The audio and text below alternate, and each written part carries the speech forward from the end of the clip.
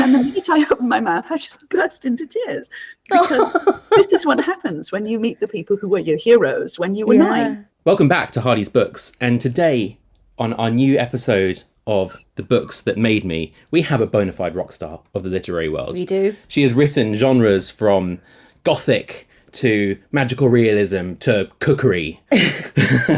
And she has so many books that there are differing accounts online of how many there are. Yeah.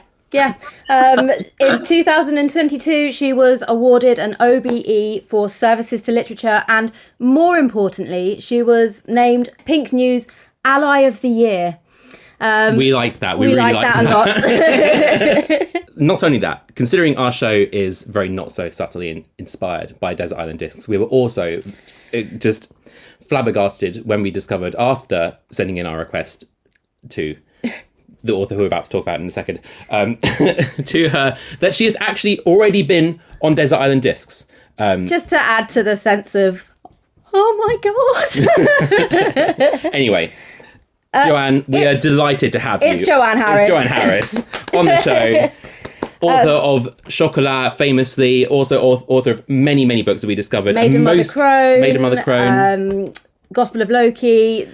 Most recently, we have, this is her most recently released book. This is The Moonlight Market right here. This is a little kind of a ARC copy. And thank you, Golance, for this copy. We've read it. We love it. Yeah. And fantastic. We're so delighted to have you on the show today, Joanne. Yeah. So, do you want to talk about the premise of the show, what we're going to talk about? Yeah. So we asked Joanne a series of questions about the books that made her, essentially the books that made her into the writer she is today, but also books that were foundational in her life. She chose her favourite questions out of the lot and then chose books for those questions.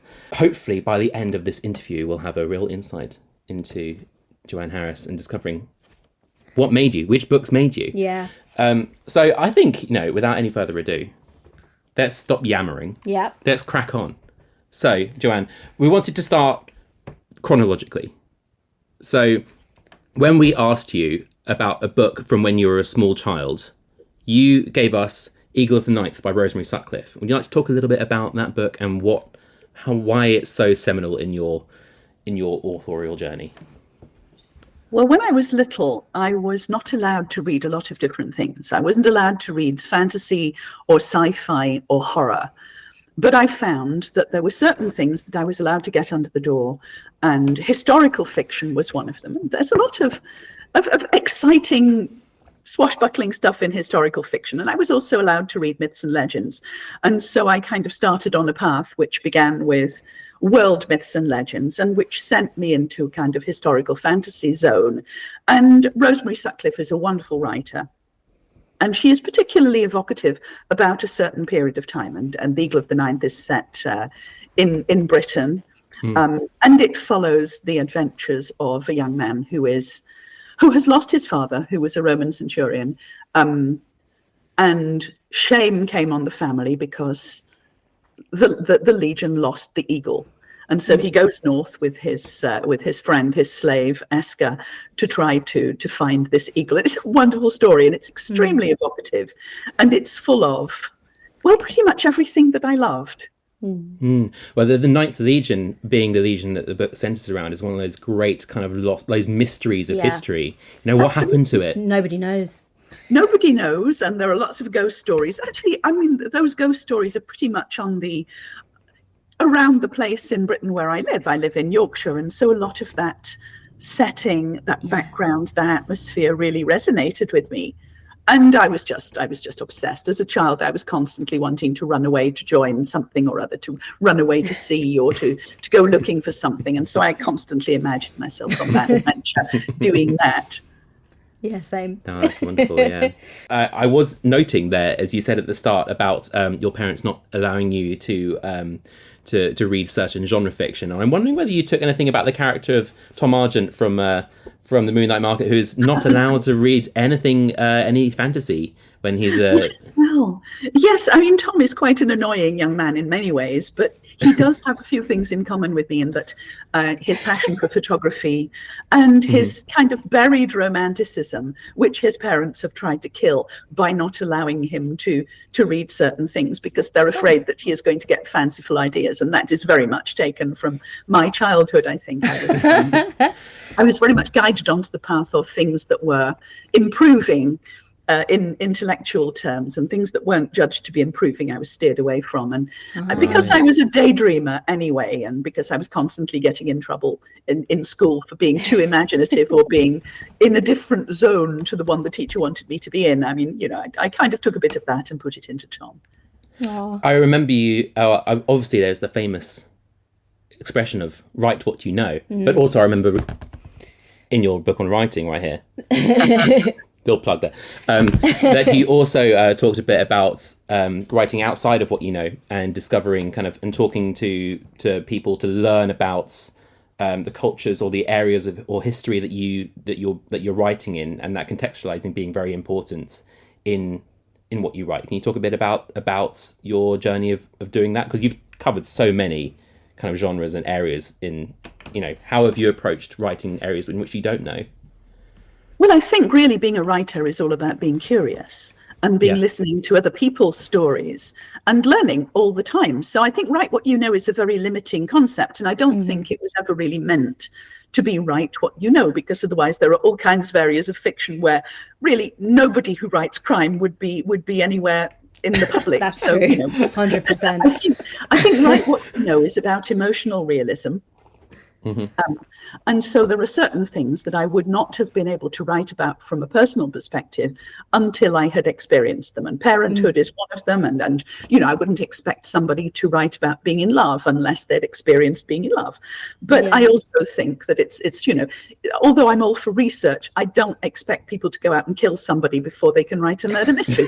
All you have to do is access the thing that makes you feel that you might have been able to, or the things that make you feel passionately enough to understand maybe the mind of somebody who behaves irrationally. So emotional realism, I think, is much more important than actual lived experience in some things. But I also think that using other people's stories and researching their lived experience and being constantly curious about different aspects of the world is part of what a writer should be doing.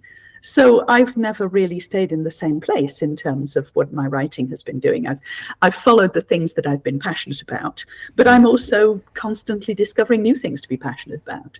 Well, here I was about to ask if Richard Osman has some skeletons in the closet, but I guess no, you're... I'm sure they're only small skeletons.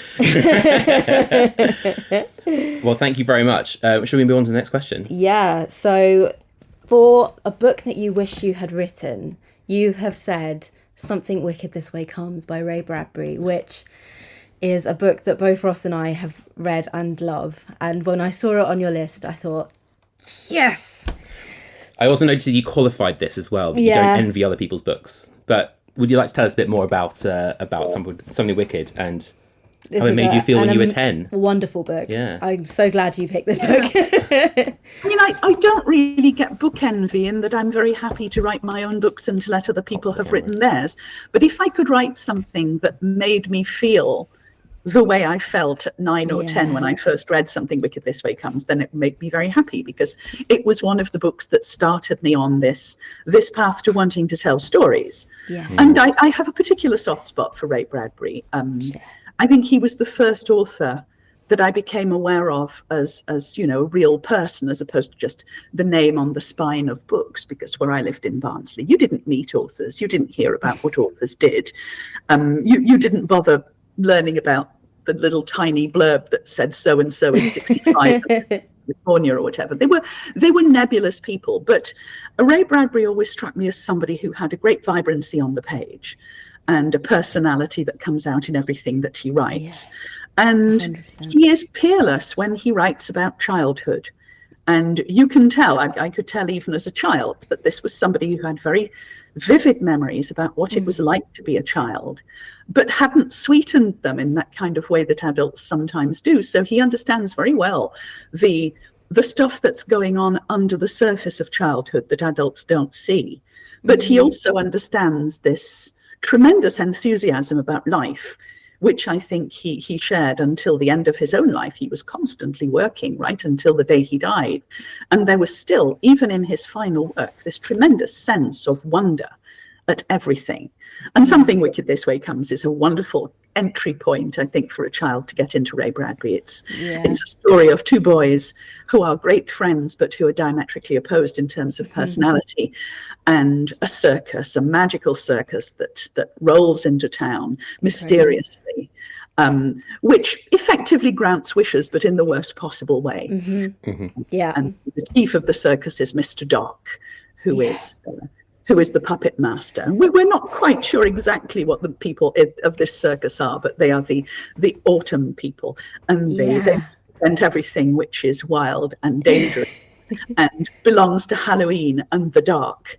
I love it. It is the wonderful temptations that the circus offers these two boys who are in danger of losing their souls effectively, and also the father of one of them who is aware of what's going on, but who has temptations of his own. And it's a story that you can read as a child and think, obviously this is a story about me. This is a story about and then you can read it later as an adult and you can go, my God, it's not. It's a story about being the parent of a child, desperately wishing for more time. And so it's a very cleverly put together adventure story, but it's also deeply moving and human on every respect. And of course, he's a magnificent stylist. He's an incredible master of the written word, but in a way which never weighs heavily on you as a reader. You're never constantly pausing to think, that was a clever sentence. You just come out of the book going, my God, that was amazing, which is what the book is supposed to make you feel. Yeah, it's just so beautifully crafted. Every sentence that Ray Bradbury writes is just a work of art. And you never come away thinking about the craft. You just come away with like the feeling of what he's put together. And I think that in itself is what is so masterful about Ray Bradbury's work. I love Something Wicked This Way Comes. My favourite Ray Bradbury book is Fahrenheit 451. Which is also wonderful, which I read much later, actually, as an adult. He's an astonishingly good author. He is, and I think it comes from a sort of real sincerity and depth. I met him, eventually. I met him when I ended up being successful, and we shared a publisher, and so I went to dinner with him in LA with his wife, and he was already so old. And he was absolutely delightful. And he was constantly going, wow, what's that? What's that? What's he eating? Can I have some? And, what do you mean you've never had a root beer float? Here, bring this thing. I was so overwhelmed that for the first 20 minutes, he just chatted away to me happily and didn't realize that I hadn't said a word. And then the minute I opened my mouth, I just burst into tears. Because this is what happens when you meet the people who were your heroes when you were 9. I mean, I got over it, and eventually we came to be friends, and we had this correspondence, which lasted until the day he died. And he used to send me these letters, these typed letters with very increasingly erratic signatures because he was losing his sight. And I would send him my audiobooks because I knew that he liked them, and he was having difficulty reading. Oh wow! He was the most lovely man. Oh, that's delightful. Wow. Whew. That's amazing. I kind of don't really know how to follow that. No. But that's wonderful. Well, okay. I think the best way to follow it is by going on to the next question. I have so many things we could talk about regarding Something Wicked This Way Comes and regarding Ray Bradbury, but for brevity, we don't want to hold you all evening. I'd like to talk about your next book, which is a very interesting choice. And I noted as well that you included either there is the name of the series, or it could be one specific book, so I need to ask you which one it was, but a book from when you were coming of age. So continuing on chronologically, you've put Gormenghast by Mervyn Peake. So first of all, are we talking about the whole series of Titus Groan and his whole life, or are we talking specifically about just the second book in the series? I'd like to know. Well, I started reading the trilogy the wrong way round. I started reading with Gormenghast because the other one had been taken out of the library and I couldn't wait. And so I just read them out of sequence. I was 15 and I was just desperate to read them. And so I took them out of the school library, and I was supposed to be revising for my O-levels. And instead, I just spent the whole week reading these 3 books. Oh, and amazing. didn't at all. But came out of it with my head spinning, because it was just unlike anything I'd ever read before. And I picked up the story quite easily, actually, starting with Gormenghast. You can do this because it's not written in any particularly linear way. And it's quite easy, actually, to read the books out of sequence and not feel that you have lost any. Oh yes, I had that was my copy. Was that the one, the same one? Yeah, this is a book club copy. Yeah. With Anyway. his original pictures in there. But no, it blew my mind, because at the time I was an avid reader of all kinds of things, and I had a tendency to fall in love with stylists. Yes. And he is a magnificent stylist, but he's also quite unique in the way he handles language. I mean, he is also a draftsman and a visual artist, and it shows, because a lot of his writing is extremely visual, extremely draftsman's-like. And it's just such an immersive, strange environment. It is a fantasy book, effectively, where there is no magic, there are no other races, there are no wizards, there's none of that. And yet it is a perfectly integrated fantasy world. It's, in many ways, it's more like Kafka than it is like Tolkien. And yet it sits there uneasily on the fantasy shelves going, here I am, read me.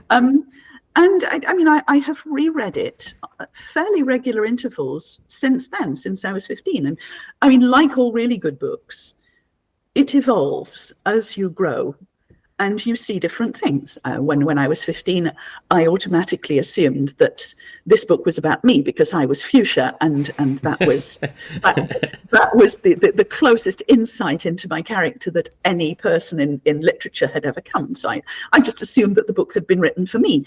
Obviously. Then reading it later, I saw a lot of things about it that were just completely new to me, because books reveal layers of themselves as you read them at different times of life. And I realized how funny it was, and how subversive it was stylistically, and how deeply sad it was under the humor, and also how structurally strange it is.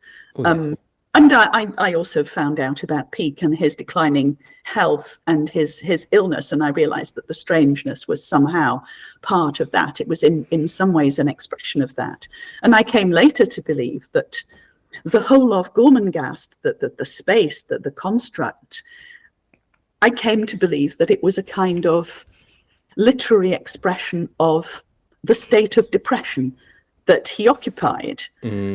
As soon as you start looking at that, and you start looking at it in Jungian terms and thinking, okay, this is basically Jungian psychology rewritten as a huge, sprawling, apparently erratic fantasy novel, which makes perfect sense when you start looking at it with that as a decoder.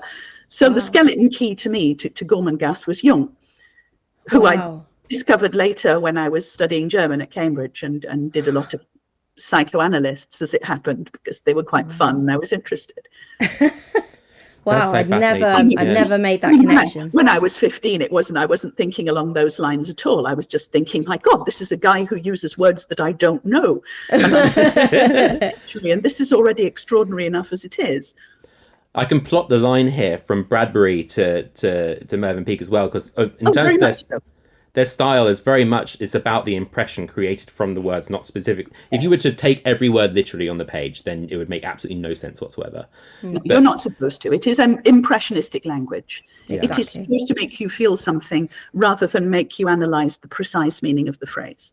Which is why you can read it without needing to reach for the dictionary, as I always did, because actually you get the feel of it. And the color of it, and the immersion, the sensory immersion, without necessarily having to understand or analyze the vocabulary. But he is also a wonderful stylist.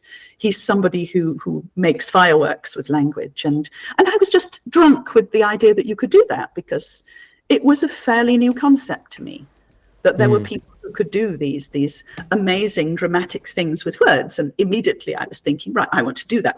I want to be the guy. And so, I spent the next 10 years Mm-hmm. pastiching Mervyn Peake in different ways in my writing. I was going to say, because your writing is quite stylistic as well. Yeah. There was it's so interesting that you evoked Kafka as well early on, because literally as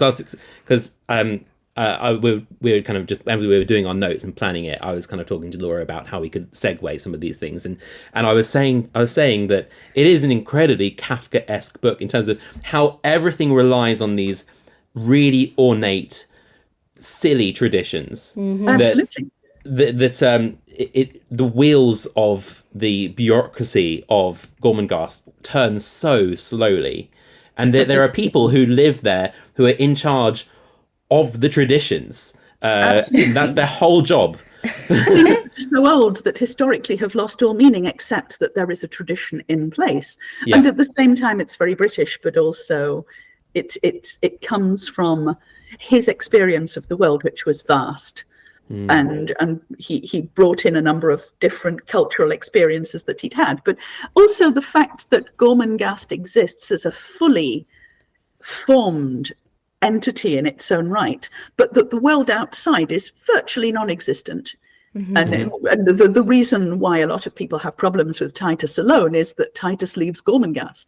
Mm-hmm. And Gormenghast has been the overwhelming dominant character of the previous books, and we miss it as much as Titus does, and Titus finds that he's no one without Gormenghast, and so he becomes slightly disconnected, quite annoying character actually, because he's no longer connected to anything that we understand, which again in psychological terms is really interesting, because if we think of this as Peake realizing his cognitive decline and realizing how much he's lost of his inner world and how much he's trying to rebuild it using these subpar building blocks, it's I mean, to me it's a very interesting potential analysis of how that book was created.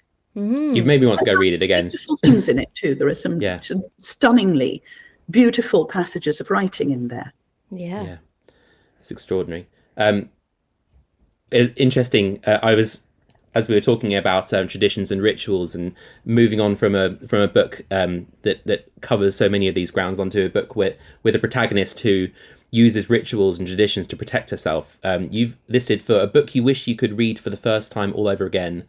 You've listed We Have Always Lived in the Castle by Shirley Jackson. An amazing book. This is an incredible list, Joanne. This is extraordinary.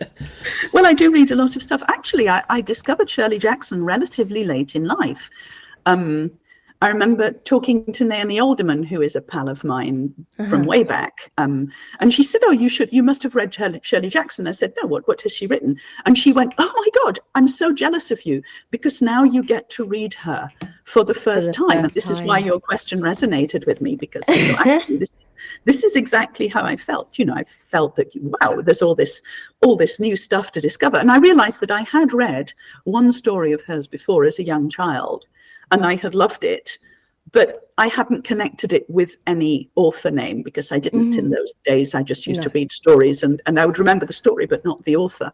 And it wouldn't occur to me to go looking for other things by the same author, because that's not how my mind worked. But We Have Always Lived in the Castle is the most wonderful, unreliable narrator story, with the most potent first-person narrator in there. And it's at the same time very beautifully constructed, and you have to read it twice really to understand how beautifully put together it is. But it's also been incredibly influential. I mean, I don't believe that Ian Banks' The Wasp Factory would have been written without We Have Always Lived in the Castle. Definitely not. Because it has a very similar setup, a very similar kind of narrator. And although the whammy isn't quite the same, this idea of reliance on ritual to give a framework to existence is incredibly strong in both of those books, both of which I adore. But I think that the main character in We Have Always Lived in the Castle is such a beguiling, wonderful creature. And so easy to understand too, in spite of her strangeness and her feeling of connection with the world, maybe because of those things. I have to say, I read it for the first time, and I felt so seen. I know that Merricat is such a strange character, and I don't have I'd like to think I don't have that much in common with her, really, but I still felt really seen reading her, thinking, oh my goodness. Yes, yeah, I mean, she was incredibly relatable to me because she has this sense of isolation, but also this very potent inner life. And stylistically as well, Shirley Jackson is very, very interesting because she uses this very simple language, but it's also very precise. And she's a bit like, I mean, if we're looking in painterly terms, I think perhaps all my favorite writers are painterly writers. And when you look at Shirley Jackson, she's an American hyperrealist.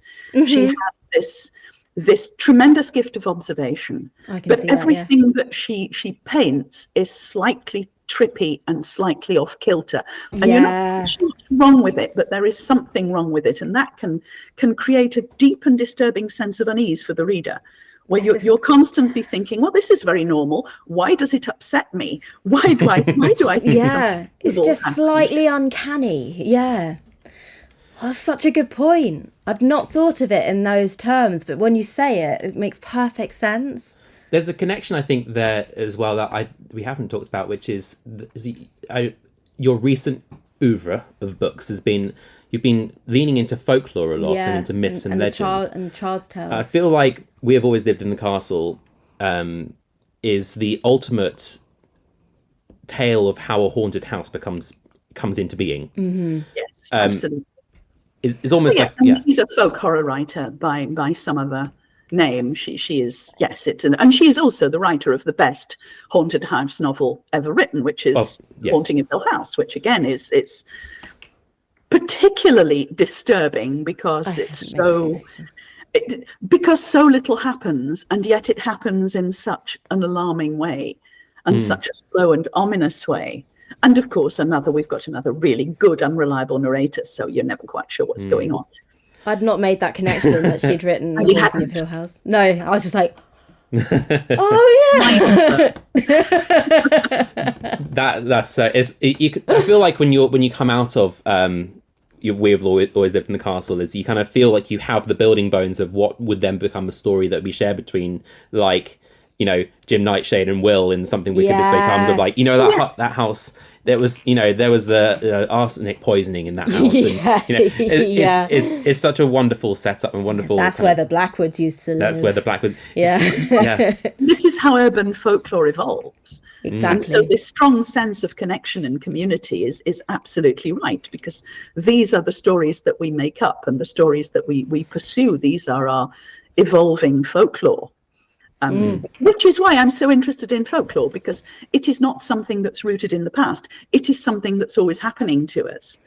And so the reimagining of it and the rebuilding of it and the reworking of it and the creating of new myths to suit new circumstances is all absolutely rooted in the human subconscious. And it's how we tease out the things that we are afraid of, the things that we need to manage, the monsters that we need to overcome, the things that have traumatized us, the things that we want to see in our lives. It's how we get them into the safe space of story and unpick them and observe them in a way that's not too traumatic in life.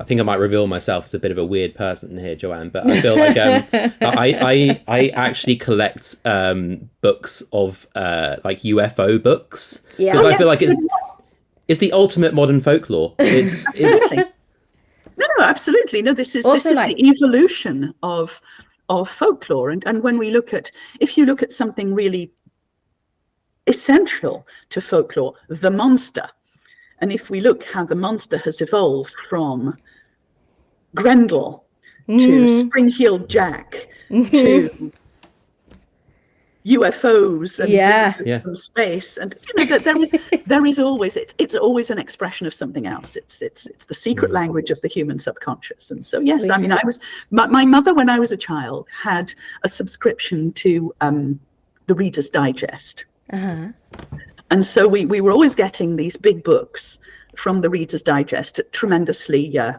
deflated prices, and some of them were about folklore and some of them were about weird things, and one of my favorites was called Weird Stories and Amazing Facts. Ooh.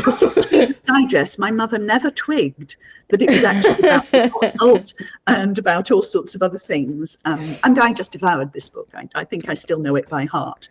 Wow. It was full of weird things that had happened, people spontaneously combusting. It was basically the X-Files for the 70s collector of hardback books. Oh, amazing. I loved it so much. For us who grew up in the late 90s, early noughties, I guess it'd probably be Ripley's Believe It or Not would be the closest example of that kind of thing. Exactly. Yeah. Right, we are very much enjoying this conversation. We have 4 more books we need to get through. This might be a long video. We apologise for taking up so much of Joanne's time, but we don't apologise to you, the viewer, for getting to enjoy all of Joanne's commentary. So, should we move on to the next book, Laura? Yes. So, a book that taught you something important about storytelling, The Princess Bride by William Goldman. I'm going to admit that I've not read the book. I have seen the film, but I've not read the book. So I'm going to have to. Wonderful, but it's not the book. They are 2 very different expressions of how to tell a story. Yeah. The book blew my mind because it is a constant reevaluation of where the fourth wall is and who's telling the story. And that is the thing that either really frustrates people about it because they want the story, or it's the thing which is particularly enticing. And he's a very interesting man. He's an interesting writer and storyteller and filmmaker anyway. But I think this one particularly, and I've read all his books on screenwriting and his adventures in the screen trade, which are also really interesting. But this one is constantly reassessing where the audience stands. I didn't find it frustrating, and I just found it very interesting and unique. You know what really confused me as I was reading the forwards to Princess Bride was why William Goldman keeps going on about this other author.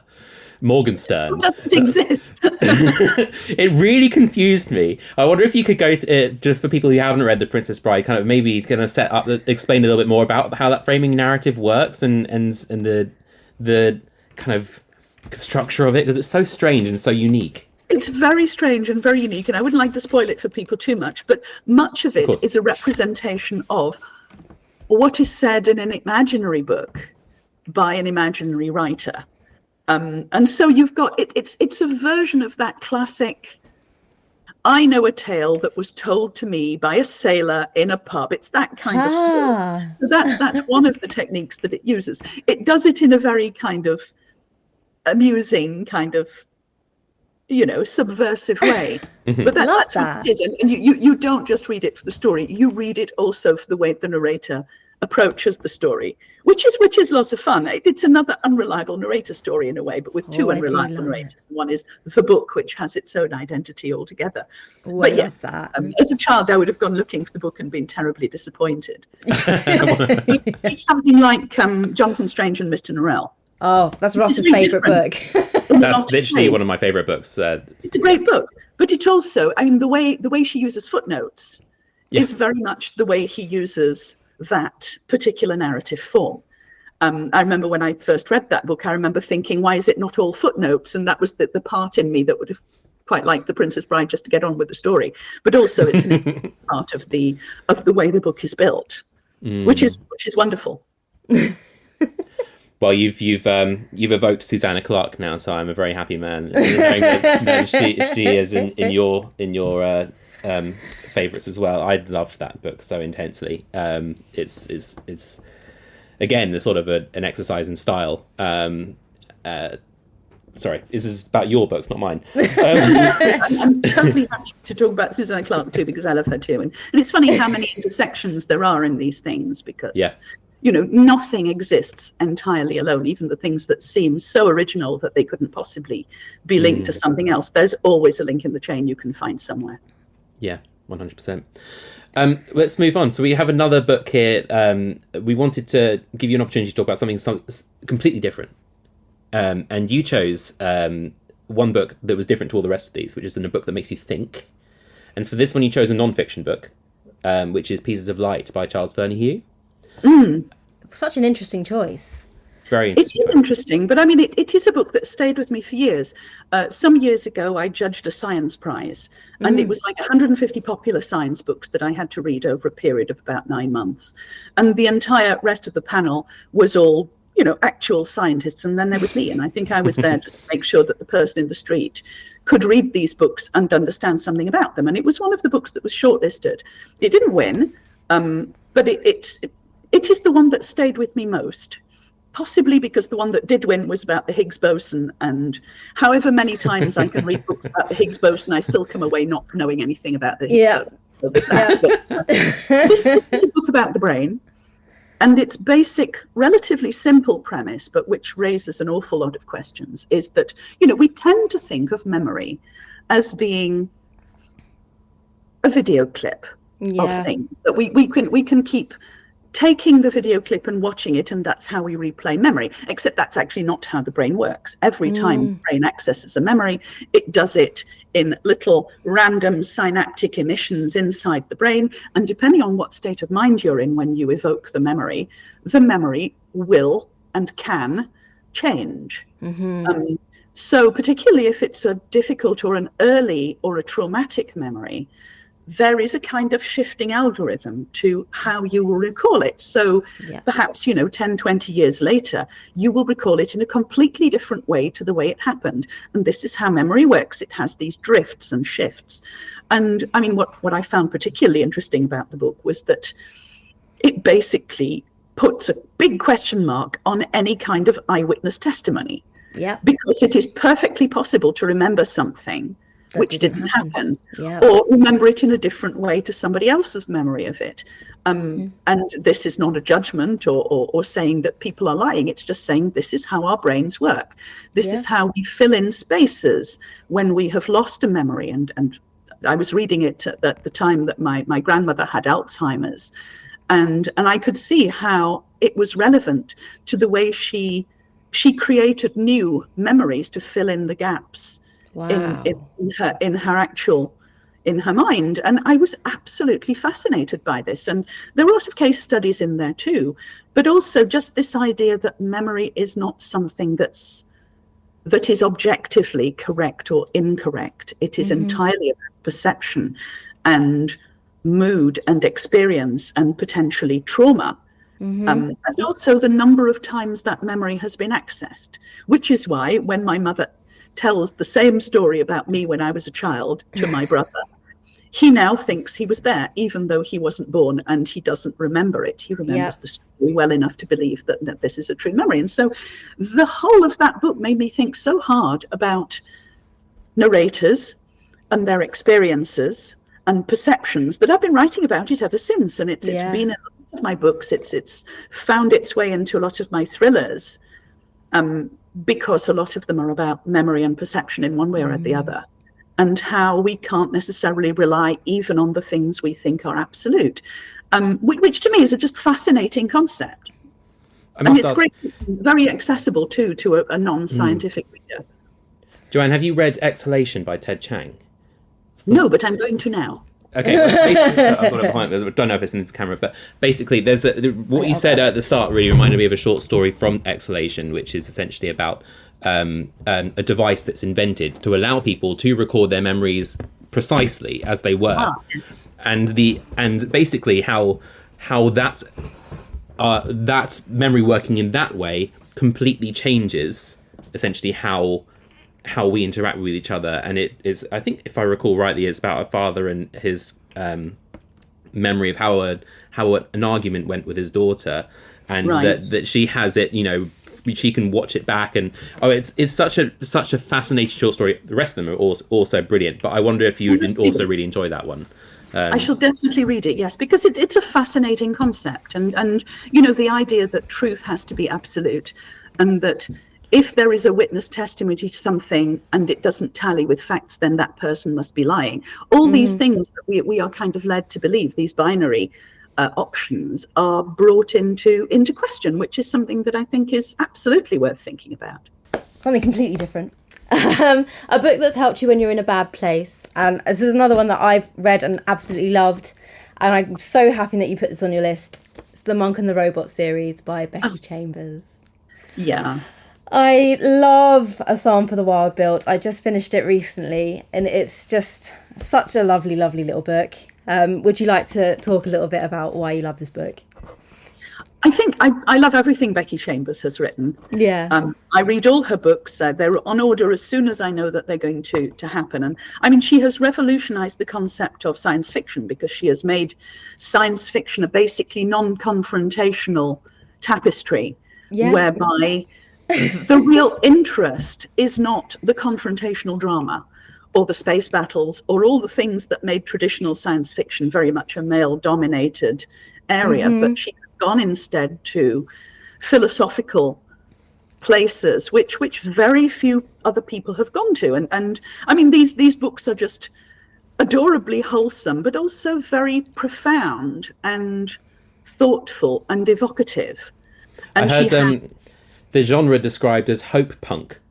Yes. I've never heard that before, but that seems to encapsulate that quite well, I think. I think that's fine. That's a perfectly good definition. we have on a planet, who knows exactly where, a situation whereby we have a tea monk who effectively is there to make tea for people and to listen to their problems, but who has problems of their own, and who feels unfulfilled and would quite like somebody to listen to their problems. And we have a wild-built robot who has been made from pieces of other robots who have gone basically into the wilderness long after robots and humans parted company, and who, curious to know what humans are like, has come out in search of humanity. And so you have a bit of a road trip with these two very disparate characters learning about each other in the middle of nature. And it's I mean, to me, it does a little bit. I was a great fan of the TV show Kung Fu in the 70s when I was a kid. And it has a little bit of that energy for me, in that, you know, that this priest who desperately doesn't want to fight and who yet ends up fighting all the time and being less and less happy about it. It's how that story should have gone, as opposed to how Hollywood took it. Yeah, it's a wonderful book. When I finished reading it and I went to write my review for Goodreads, and I thought I wrote for fans of cozy fantasy, and then I thought, no, because it's not fantasy, and I had to backspace and so it's not cozy fantasy, but then cozy sci-fi is not really a thing. So what is this? I'm sure it's cozy. No, it's grown up in a way. It's philosophical, and joyous, and immersive, and also deeply subversive. It just subverts all the tropes of sci-fi, and goes, robots, you know what? We're going to find out about them. We're not going to use them or exploit them or make them into sex bots who look weirdly human but better. Or we're not going to have them want to destroy the human race. Let's find out what a robot really would feel or think if these circumstances were true. And let's find out about what makes somebody human and what that means, and whether in fact it means anything. And so it asks a lot of questions. I mean, to me, the questions are more interesting than the answers, because it doesn't purport to offer any answers. It just goes, what if you thought about this differently? Which to me is very refreshing, and particularly in a medium like sci-fi, which tends to be dominated by people going, beware of this, or you must do that, otherwise the world will end, or you kill the alien or whatever. Yeah. Which is a bit of a dramatic thing anyway, but... This was one of your favourite books of last year, wasn't it? So many short stories in this. I feel like were written for you, Joanne. You know, I feel like you're I'm going sure to they really were. enjoy I used to read a lot of short stories, science fiction short stories, as a child, because they were in the school library, and because I couldn't bring these books home, I would sit in the school library and read them, which is why I had such a grounding in classic sci-fi, and some of it I loved and some of it I didn't understand at all and still don't. No, likewise. Oh, brilliant. Okay. I think we're down to our final book. We're on to the final book, which is a book that inspires you to write. And for this one, you have said anything by Angela Carter, but especially Nights at the Circus, which is a book that holds a special place in my heart, because my late mother gave me this copy of Nights at the Circus many years ago. Would you like to talk about Nights at the Circus? I realised that a lot of the books I've chosen have got unreliable narrators. And this also has a wonderful unreliable narrator. And she's also, I think, one of the strongest narrative voices in fiction. And she's so appealing. But she's also a person of many, many layers. And it purports to be an interview, in a sort of interview with the vampire way, except in this case, Feathers, who is the heroine, is a circus bird woman. And she has wings, very beautiful wings, and she has an aerialist's act.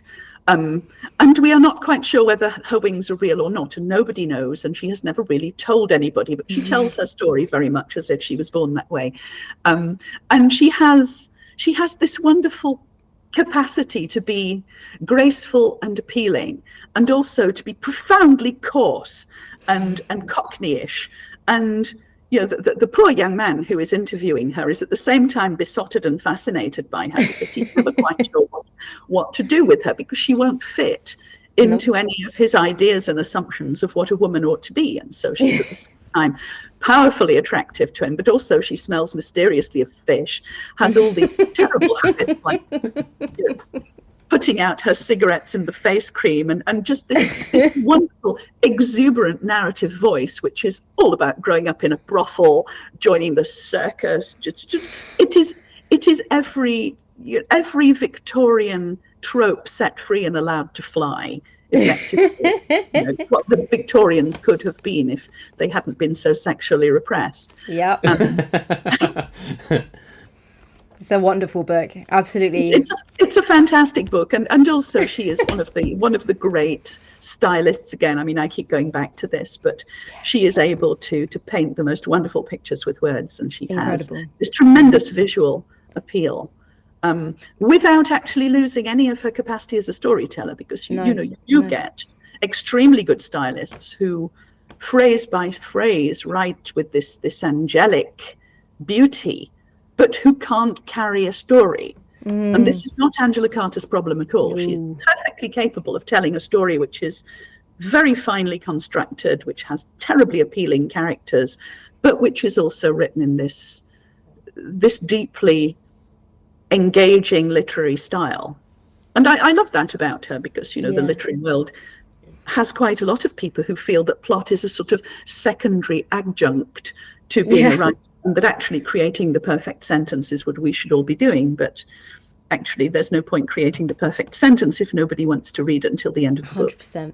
Yeah. You mentioned that, well, you classed this as a book that it inspires you to write. And I note that so often, when Laura and I are writing, or even I have a friend who is the most extraordinary writer, who's actually kind of pitching his book to agents right now, who then went and read An Artist of the Floating World by Kazuo Ishiguro, another unreliable narrator story. And another one, yes, absolutely. Yeah, and it almost stopped him writing again, because he said, I'm never going to be this good. And how do you, when you read such incredible, obviously you're also incredible, so maybe this doesn't happen to you. But for us mere mortals, when we read something this good, it can sometimes feel a bit depressing, going like, I might never reach that standard. Yeah. How do you relate to?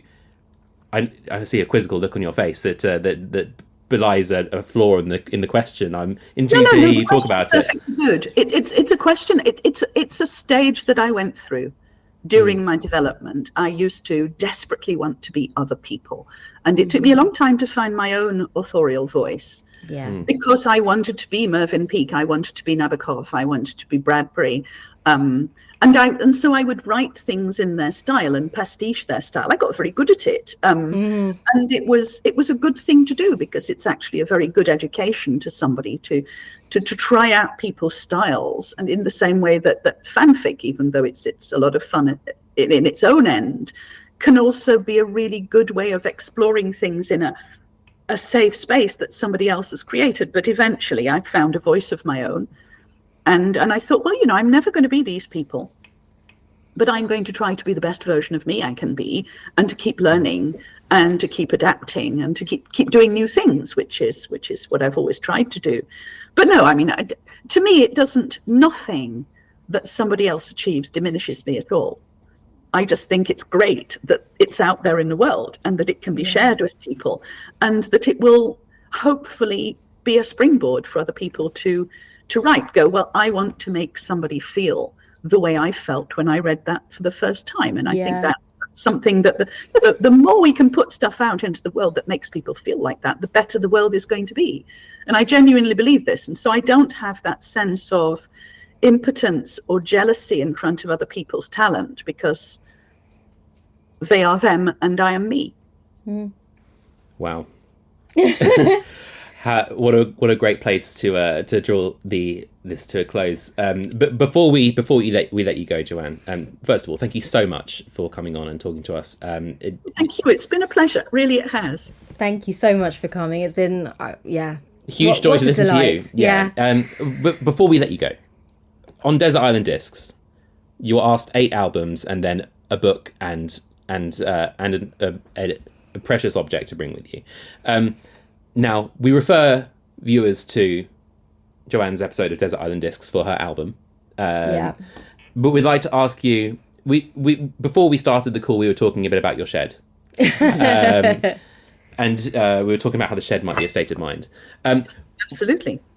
So would you like to just expand well, on this? When I started writing, I didn't have a designated workplace. I just worked on the floor on my laptop, surrounded mostly by bits of Lego or whatever my kid had been playing with at the time. And later on, when I got a house big enough to have a study, I found that people just kept walking in on me, because that's what they do when you work from home. And I found my mother kept calling and bringing her friends and this kind of thing. And so my husband built me a shed. And it was just far enough in the garden to be just muddy enough to put people off. And I worked there, and I found, when I joined Twitter, I found that I talked about the building of the shed, and then the shed took off and started to have adventures, and it became a sort of Zen exercise. Every day I will tweet about what the shed is doing and what it is and where it is, and it will change shape and location according to the day. And so sometimes, it's a rocket ship, and sometimes it's a flying carpet, and sometimes it's something else, and sometimes it's just a shed. So it is at the same time an imaginary space and also a real space. And I think, in terms of getting into the headspace of what I have to do, it is very useful to be able to access these imaginary spaces, because right now, as you can see, I'm not in my shed, I'm somewhere else, I'm in London. And so I've had to bring whatever brings me into that headspace with me. And the shed is a useful vehicle for this. And so that's how I use it. So it's at the same time portable and also real, at the same time physically tangible and also imaginary, which is what I think people like about it, because honestly, I'm sure that on social media, the shed has more followers than I do. I love it. I love it. That is fantastic. That's brilliant. Well, we're going to be carrying around our sheds with us as well. Absolutely. This. Definitely going to enter our lexicon. Yep. And speaking of entering the lexicon, our cat has started to meow at us to say it's time to wrap it up. Thank you so much, Joanne. We really hugely appreciate your time. Everyone should now go, obviously, after listening to such an interesting person, you should now go read her book. So the most recent book here is The Moonlight Market, which is available wherever books are sold, and some places where books aren't sold if you do the right handshake. And do check it out. And thank you once again. We really appreciate it. Thank you so much. Thank you.